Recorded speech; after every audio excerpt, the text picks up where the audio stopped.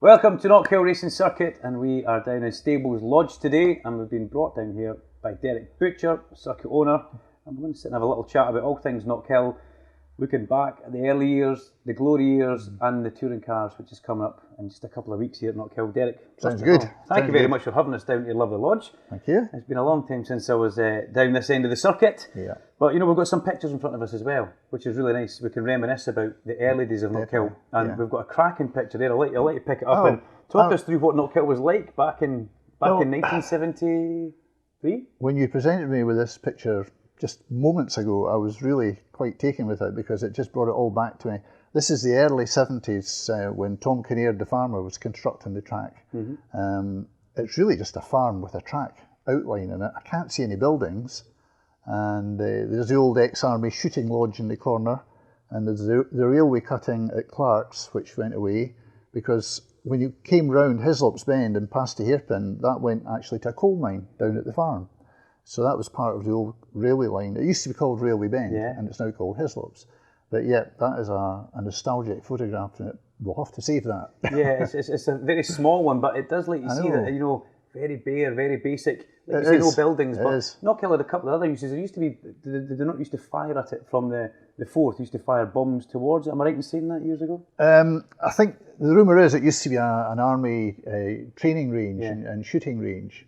And one of the cruel jokes were in the early days that a landmine was found and went off before they could disable it, and it cost £50,000 worth of improvements. That's how basic the track was. Yeah, we couldn't do that. We don't want that these days, but yeah, it has. I know. From back then, it has changed an awful lot. Yourself, you know, you took over 1983. 83. Yeah, been running for about 10 years by that time. Mm-hmm. Dennis Dobie had it for a couple of years, and thereafter it was leased out to various motorsport enthusiasts who took it and rented it from Tom Kinnaird on a year-by-year basis. Currently, the most famous one was Alan Duffus, who had it for several years. And he brought a lot of top English riders up to bike racing in Scotland. So it's really good days, I remember it. And from there, you know, it's a continuous improvement. Knockhill's still doing exactly the same through the years. There's been, you know, tarmac, paddocks, toilets. I know, showers. It's true. But we're a multi we're not just a motorsports venue, you know, we've done other things in the past as well. Yeah. Another couple of great pictures here. You know, we held Rock Hill many years ago, in which we had the mighty Quo were here, Status Quo. Yeah, Status Quo were here, and it was the most fabulous day for the weather for the concert, and you can see all the terrific time. And on the day, actually, there was a lot of support bands that were playing out of curtain cider trailers from the afternoon right through the early evening. So on arrival, there was always music playing at the venue. And then round about 8 o'clock at night, Status Quo came on for a couple of hours and started in sunset weather, and it finished in midnight weather, dark weather. It was great.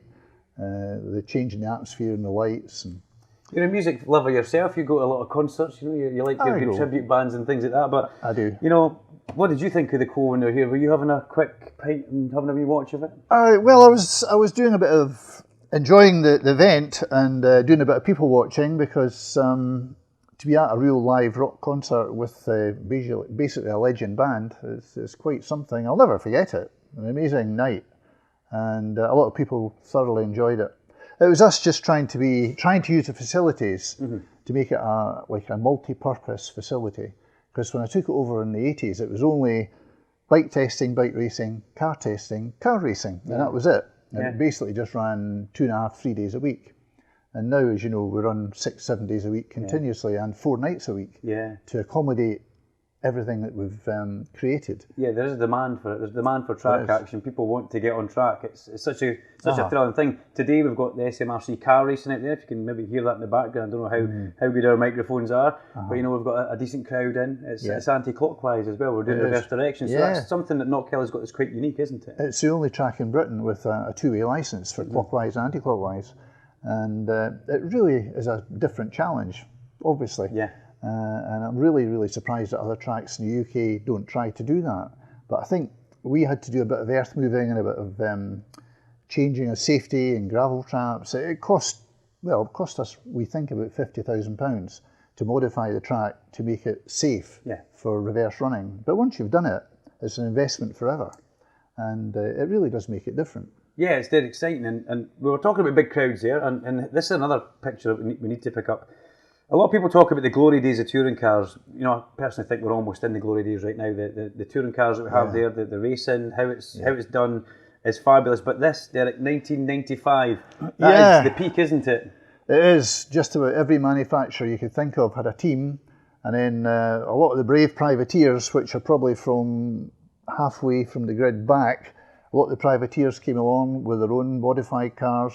But it's really standing room only. It's very, very busy there, isn't it? That is the biggest crowd ever in the history of Knockhill. There was 25,000 people here that day. 25,000 genuine people that were here. Not marketing people. Yes, yeah. So we'd like that for the Quick Fit British Touring Cars as well. If you fancy let's come and pack Knockhill, let's get back to that. Yeah, and the weather was amazing that day. Everything to do with liquid, water, juices, cans, beers was sold out by 3 o'clock. It was so hot. Yeah, good stuff. But it does bring us round to saying that the touring cars, it's not long away. The Quick Fit British Touring Car, couple of weeks. Lockping Northern UK Day, in association with Liqui Moly.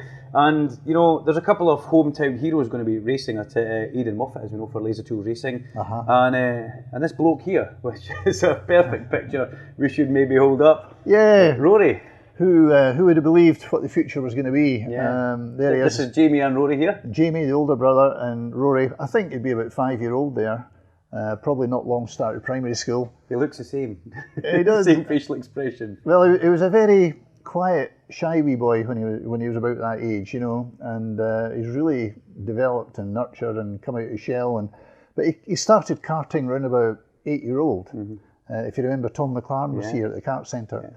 And Tom was very, very good at encouraging kids to get into karting. And he would get any opportunity, he would give a kid a few laps in a kart just to get the feel of it, try it, see if they liked it. And of course, Rory did like it. Yeah. So we ended up getting him a cadet kart.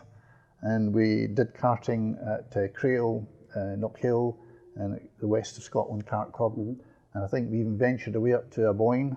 All right, Away up there.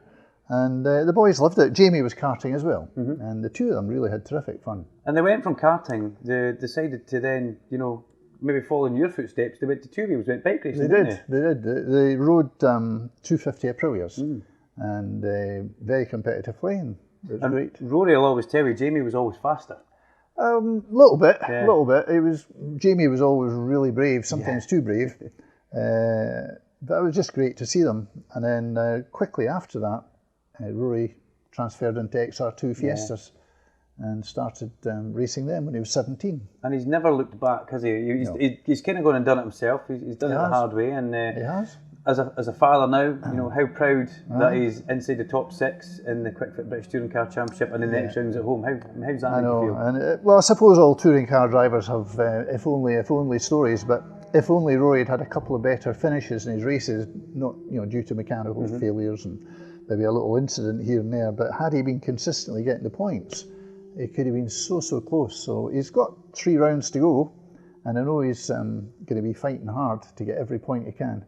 Yeah, he's also, we know him for, he has some funny moments as well, Rory, doesn't he? He has these moments of madness. Oh yeah, he's a very talented, brilliant, natural racing car driver, done it himself, taught himself, and now he coaches other people how to drive. He goes all over Britain coaching.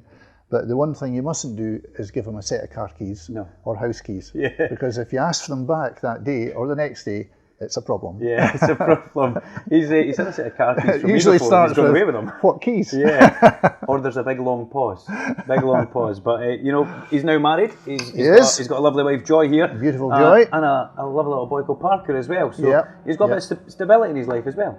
Oh, totally. Rory and Joy have been an item since they were teenagers, and Rory's now in his early 30s, and divinely happy, great family. It's just lovely to see it, and they're having a great time together, and Joy's really supportive of his racing career and what his ambitions are and his aspirations, and so that side's working.